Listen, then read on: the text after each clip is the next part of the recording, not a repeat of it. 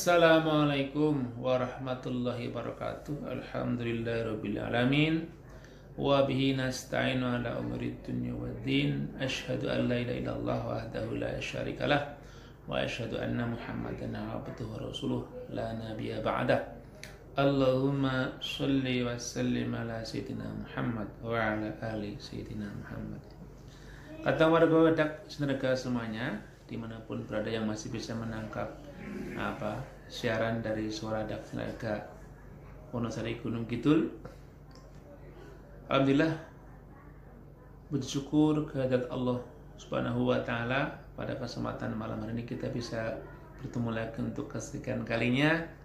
Semoga Allah senantiasa memberikan ridho, inayah, rahmah hidayahnya kepada kita semuanya, sehingga kita bisa melaksanakan tugas dan kewajiban sehari-hari tanpa halangan suatu apa.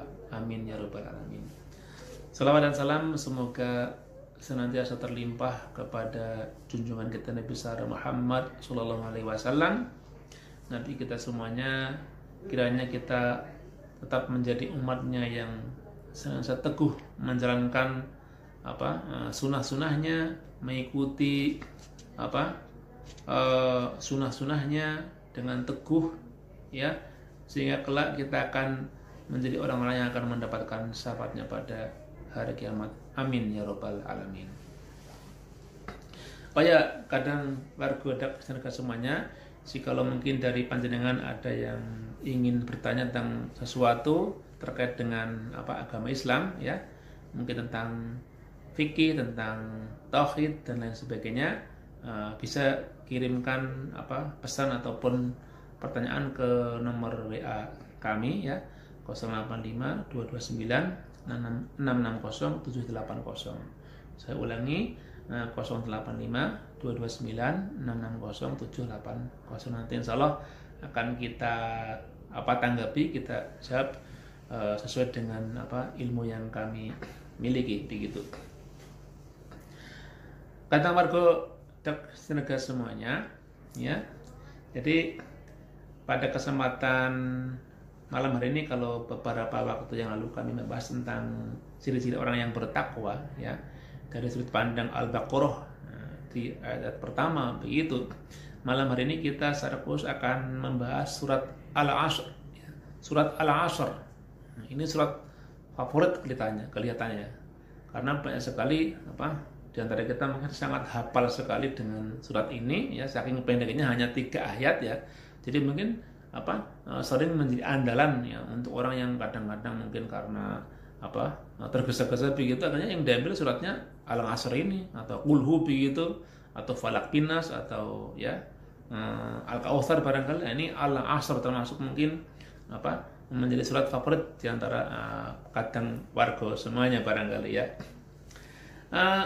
Surat ini surat Makkiyah, ya. Jadi turun di ketika Nabi masih berada di kota Mekah, ya. Kata warga semuanya, saya bacakan, ya. Bismillahirrahmanirrahim. Wal 'ashri, ya. Innal insana lafi khusrin illa alladzina amanu wa 'amilus sholihati wa tawassaw bil haqqi wa tawassaw bis sabr. Ya. Jadi wal 'ashri itu artinya demi masa. Jadi Allah itu, Tuhan Allah bersumpah dengan ciptaannya, wal 'ashri, demi masa. Jadi kalau Allah bersumpah dengan ciptaannya itu tidak apa-apa, tidak masalah, begitu kan. Wal 'ashri demi masa, wasyamsi demi matahari, gitu. Wal qamari demi bulan, wad duha demi waktu duha, waktu pagi, wal laili demi waktu malam. Itu Allah bersumpah dengan makhluk yang Dia ciptakan, gitu. Itu boleh-boleh saja. Tapi kalau kita sesama makhluk, ya, makhluk bersumpah dengan makhluk, itu menurut agama Islam tidak boleh. Kita hanya boleh bersumpah wallahi, demi Allah, itu saja. Selebihnya tidak boleh, ya. Bahkan kita bersumpah dengan nabi kita pun dilarang, tidak boleh, ya, demi Muhammad, demi Rasulullah, tidak boleh seperti itu. Kita hanya boleh wallahi, demi Allah Subhanahu wa taala, ya. Jadi kadang ada orang demi langit dan bumi itu sebenarnya tidak diperkenankan kata-kata seperti itu. Demi langit dan bumi, demi apa, itu hanya boleh demi Allah SWT, ya. Bersumpah demi Allah. Makanya ketika di pengadilan begitu kan orang bersumpah ya demi Allah, ya. Tidak ada bersumpah demi Rasulullah, demi langit bumi, tidak bisa, ya. Hanya demi Allah saja, gitu, sebagai makhluk. Tapi ketika Allah bersumpah, dia bebas dengan apapun, dengan makhluknya. Di sini Allah bersumpah demi waktu, ya. Wal asri, demi waktu, ya toh. Tapi ada juga yang mengartikan, kadang warga semuanya, demi waktu asar, ya toh. Demi waktu asar, yaitu apa? Waktu-waktu menjelang datangnya sholat maghrib begitu kan, dari antara apa? Setelah tergelincirnya matahari, ya toh, masuk ke sholat asar sampai menjelang terbenamnya matahari, itu disebut dengan waktu asar begitu kan. Jadi kalau sekarang ya, kalau di masa-masa sekarang, kalau sekarang ya antara 2:30 sampai 5:30 lah, itu waktu asar kan. Itu ada yang menafsirkan, yang mengartikan, menerjemahkan wal asri itu demi waktu asar begitu. Nah, demi waktu apa kata Allah? Innal insana lafi khusrin. Sesungguhnya setiap manusia berada dalam kerugian. Gitu. Nah, saya juga akhirnya lebih cocok dengan dengan penerjemahan atau penafsiran bahwa al-asri itu adalah waktu. Karena apa? Ini mungkin kita kaitkan dengan ayat berikutnya begitu. Innal insana lafi khusrin. Jadi setiap manusia, ya, ketika dia hidup di dunia menghabiskan begitu banyak waktunya, ya, dari dia usia kecil sampai nanti dia mungkin usia tua begitu kan, banyak sekali waktu yang digunakan, ya, dari usia katalah 0 sampai dia usia 60-70 tahun, atau katalah kita hitung dari akil balik lah, usia 12 tahun 13 tahun itu kan dia sudah akil balik, ya, sudah bisa membedakan mana yang baik, mana yang buruk, ya, mana yang jelek, mana yang tidak mana yang indah, mana yang mengenakan, mana yang menyakitkan, dan lain sebagainya. Ini mana yang halal, mana yang haram, itu kan berarti kan sudah kategori akil balik gitu kan.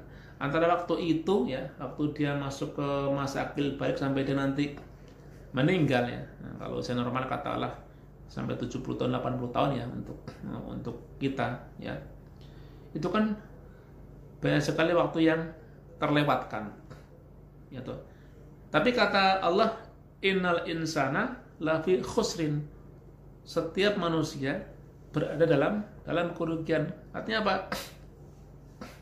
Ketika dia tidak menggunakan waktunya dengan sebaik-baiknya, dia akan menjadi orang-orang yang rugi, ya.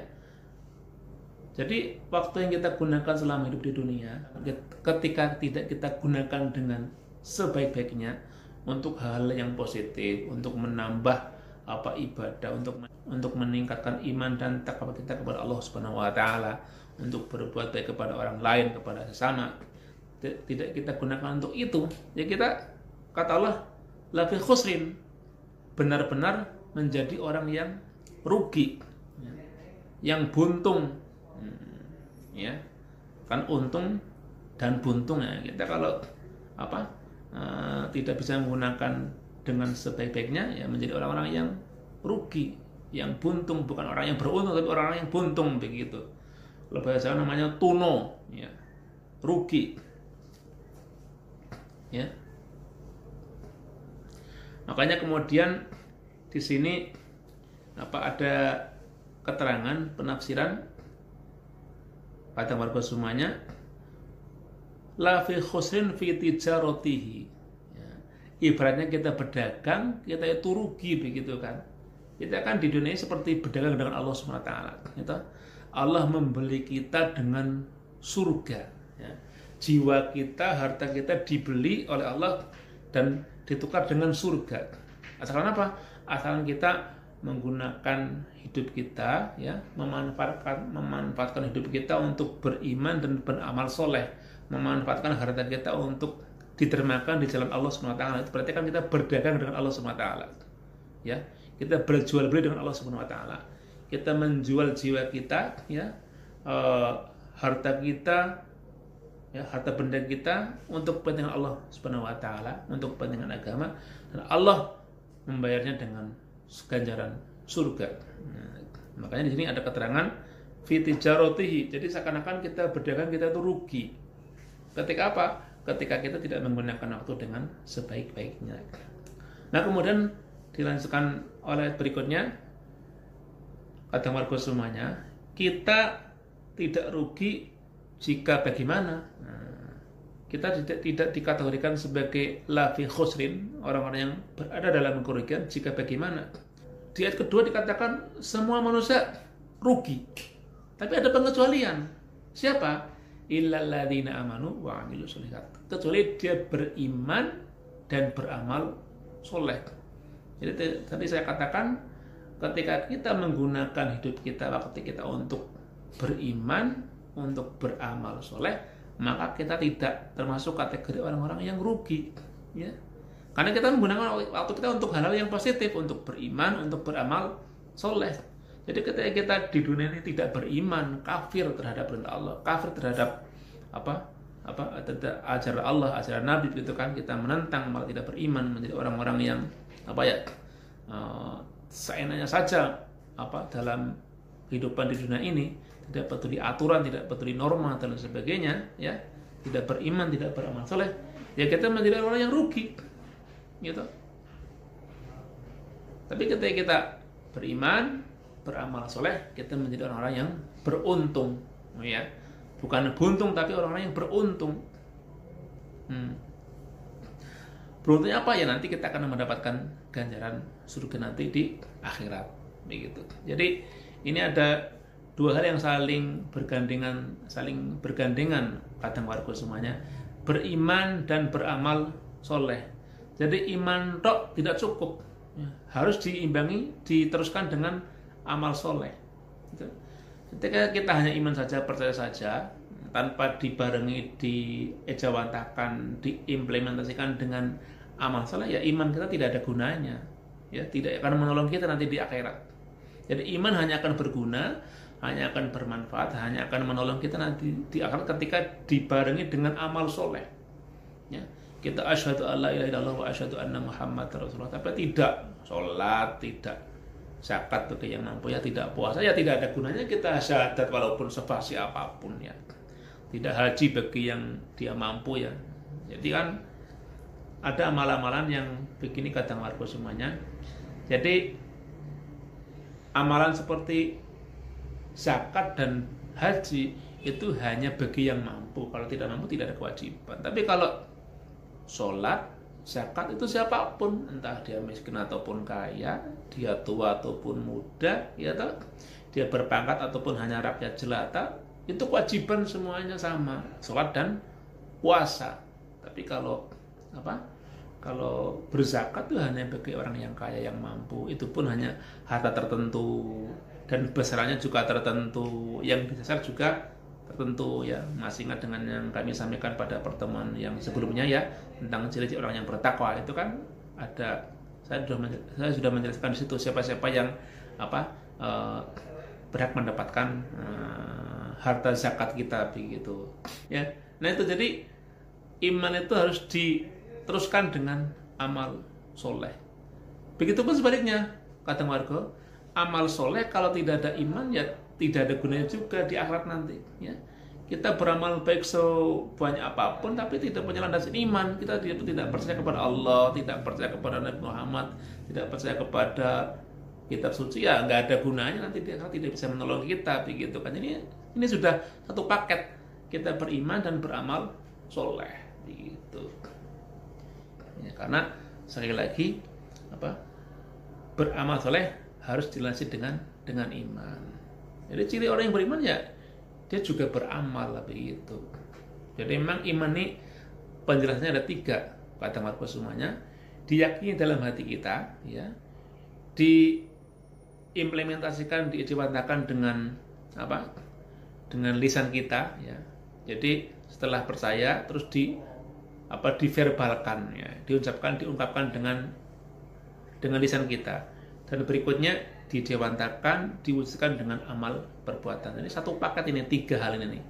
Di hati kita percaya, di lisan kita ucapkan, dan dengan anggota badan kita kita berbuat sesuai dengan yang kita sesuai dengan kita yakini tadi, ya. Makanya ada syahadat, ada sholat, ada zakat, ada puasa dan lain sebagainya. Nah, berikutnya kata margosumanya, termasuk orang-orang yang tidak rugi tadi, ya, selain dia beriman, selain dia beramal soleh, dia juga watawasau bil haqqi, dia saling berpesan, saling berwasiat, ya, satu sama lain tentang kebenaran, ya. Nah, jadi saling tadi saya katakan beramar ma'ruf nahi mungkar, ya. Bukan tadi, ya. Jadi kalau masih ingat dengan materi yang sebelumnya, jadi watawasau bil haqqi itu saling berpesan dengan kebaikan itu bisa dijawantakan dengan beramar ma'ruf nahi mungkar, ya, mengajak orang lain, ya, agar berbuat baik, ya. Al-haq itu artinya kebenaran, ya. Hal-hal yang benar, hal yang baik kita wasiatkan kepada orang lain, ya. Kita tausiahkan kepada orang lain. Begitupun orang lain juga sama, sering mengingatkan kita, ya, sering bertausiah kepada kita tentang kebaikan, tentang kebenaran, ya. Makanya diantara misalnya rukun khutbah, ya, kata margosumanya, ketika kita menjadi imam ataupun khotib di salat Jumat, ya, pasti ada pesan agar bertakwa kepada Allah SWT. Ada wasiat, pesan agar kita semua jamaah, ya, ketika kita salat Jumat agar bertakwa kepada Allah SWT. Ini kan bentuk ataupun pengejawatan dari ini, watawasau bil haqqi, saling berwasiat tentang kebenaran, ya. Di sini tafsirnya adalah al-iman, ya. Jadi berwasiat kepada orang lain, satu sama lain bertausiah, yaitu saling mengingatkan tentang keimanan, ya. Jadi al-haq di sini kebetulan menurut kitab yang saya baca ini, ya, kitab tafsir Jalalain, ya, yang dimaksud dengan al-haq adalah keimanan. Artinya ketika kita mungkin katalah sudah tua, sudah sepuh ataupun menjelang ajal, ya. Nah, kalau yang kita lihat dicontohkan oleh para nabi, itu selalu berpesan kepada anak cucunya yang masih hidup, kepada anak keturunannya, ya, agar mereka tetap menjaga iman, gitu. Makanya ketika Nabi Yakub, ya, ketika menjelang ajalnya, beliau bertanya kepada anak-anaknya, ma ta'buduna min ba'di, gitu. Apa yang akan kalian sembah setelah aku meninggal nanti, gitu. Itu kan berarti Nabi Yakub ini sangat memperhatikan pentingnya menjaga keimanan, ya, untuk kita dan juga anak cucu kita di kemudian hari. Nah, tidak hanya al-haqnya, kata margosumanya, juga watawasau bis sabr, mengajak atau saling berwasiat, saling bertausiah tentang pentingnya kesabaran, ya. Sabar dalam hal apa? Di sini ada keterangan sabar dalam alat ta'ah, ketika menjalankan ketaatan, dan juga wa 'anil ma'siyah, juga ketika menghindari kemaksiatan. Jadi sabar itu bukan hanya sekedar kita misalnya dalam pengertian ketika kita sedang sakit, ada musibah, ya, bukan cuma itu. Sabar ini juga diartikan ketika kita berbuat baik juga harus dengan kesabaran, ya. Begitupun ketika kita menghindari kemaksiatan juga dibutuhkan kesabaran, ya. Karena kadang-kadang orang itu berbuat baik tapi tidak sabar, ingin cepat-cepat, ya. Sembahyang ingin cepat-cepat, sholat 5 waktu ingin cepat-cepat, berarti kan dia tidak sabar. Artinya dia malah tidak tumanina, tidak memperhatikan salat rukunya dan lain sebagainya. Begitupun ketika menghindari maksiat, kita butuh kesabaran, gitu. Kita diajak oleh orang lain untuk berbuat jahat, untuk berbuat maksiat, untuk berbuat melawan Allah, begitu kan. Kita kita dengan sekuat hati, sekuat tenaga, sekuat pikiran menolak ajakan tersebut, itu kan butuh kesabaran ya. Kalau orang mungkin tidak sabar, tidak punya kekuatan untuk sabar, dia ketika diajak untuk berbuat jahat mungkin sangat gampang sekali terpengaruh gitu. Yo ketika temannya ingin mengajak berbuat maksiat atau mungkin mabuk lah atau judi lah atau zina lah barangkali begitu kan.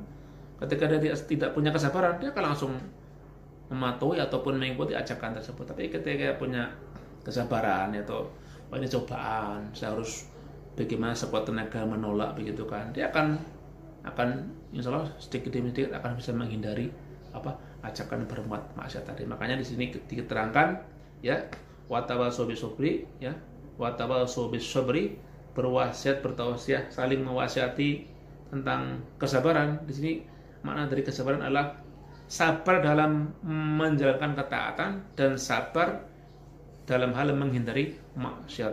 Alat taati wa anil maksiati, sabar ketika berbuat baik, sabar ketika menghindari keburukan. Mungkin itu kadang warga semuanya tema kita pada malam hari ini, tafsir daripada surat Al-Asr, surat yang sangat populer yang sering kita baca barangkali ya ketika melaksanakan ibadah salat, karena ini surat yang sangat pendek, hanya 3 ayat, tapi ternyata kandungannya luar biasa ya, tentang pesan kepada kita agar menggunakan waktu dengan sebaik-baiknya, agar menggunakan hidup kita ya, memanfaatkan hidup kita untuk menjaga keimanan dan juga berbuat kebaikan. Dan yang terakhir adalah bagaimana kita tetap saling berwasiat satu sama lain ya. Ba'duhum ba'dun, ini ada keterangan seperti itu. Jadi satu sama lain, sesama muslim, sama saudara saling berwasiat tentang apa? Tentang kebenaran ya, tentang keimanan ya, ini keterangannya keimanan, dan tentang kesabaran ya. Demikian, semoga ada manfaatnya bagi saya pribadi dan juga bagi kadang warga Dax dan semuanya. Kurang lebihnya mohon maaf. Wallahul muwaffiq ila aqwamit thariq. Wassalamualaikum warahmatullahi wabarakatuh.